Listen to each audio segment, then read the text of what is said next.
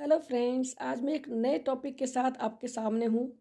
कहते हैं कि इंसान की पहचान उसके जूतों से होती है। आप कहीं भी कटौती कर लीजिए, लेकिन जूता अच्छा होना चाहिए। यानी कि first impression is the last impression. साथ ही जूते से जुड़ी हुई हैं कितनी ही कहावतें, जैसे जूते के बराबर समझना, उसी का जूता उसी के सर, 1000 जूते लगे और इज्जत नहीं गई, जूता रसीद करना यानी जूता मारना पीटना।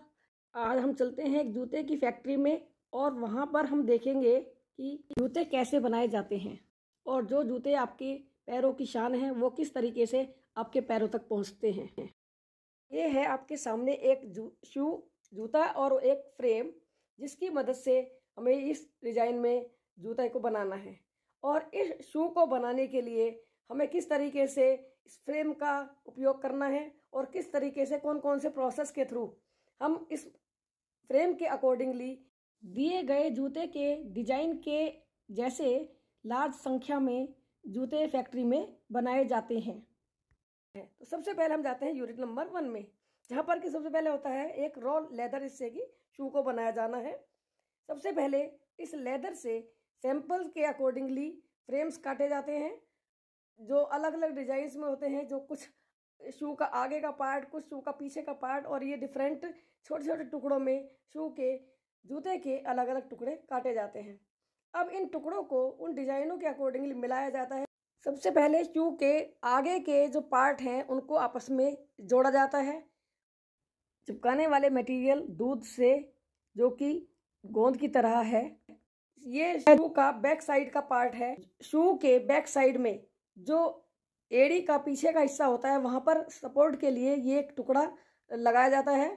यहाँ पर ये शू का पिछला पार्ट तैयार हो चुका है। इसके बाद शू का फ्रंट पार्ट और बैक पार्ट, इन दोनों को जोड़ा जाता है एक दूसरे के साथ। डिजाइन के अकॉर्डिंगली उनको आपस में जोड़ के और फिर उनकी सिलाई की जाती है। सिलाई करने के बाद ये शू का एक फ्रेम तैयार हो चुका है।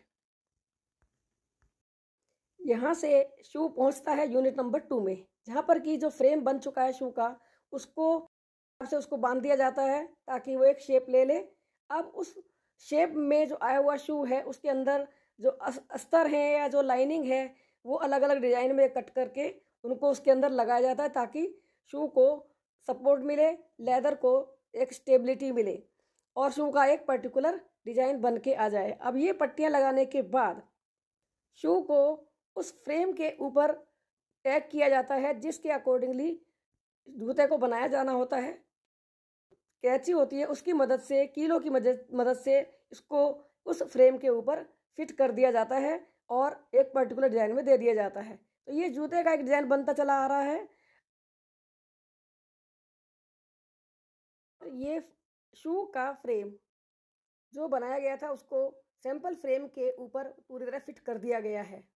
के बाद फ्रेम के ऊपर चढ़ाया गया जो लेदर है, उसका एक्स्ट्रा पार्ट जो कि हमें नहीं चाहिए या जो शू में जिसकी ज़रूरत नहीं होती है, उसको कटिंग करके पूरी तरीके से साफ़ कर दिया जाता है और उस पर जो सोल है उसको इसमें लगाया जाता है और उसकी सिलाई करने के बाद उसको इस लेदर के फ्रेम के साथ फिट कर दिया जाता है। इस तरीके से इसमें एक शू की पूरी कंप्लीट फ्रेम तैयार हो चुकी है।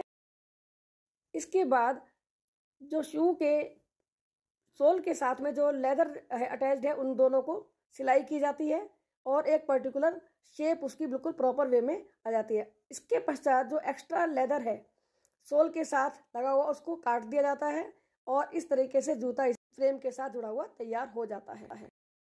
अब इस तैयार शू के पास की जाती है पेस्टिंग।